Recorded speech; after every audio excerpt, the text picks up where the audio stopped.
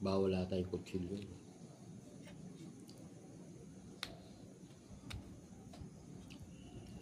Tanggalin ko yung buto.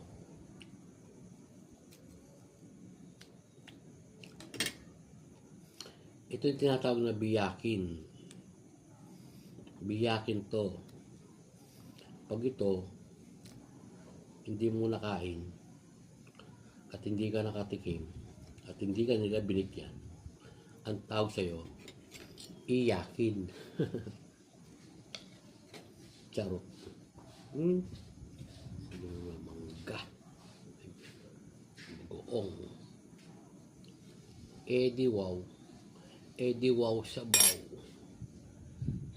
Thank you.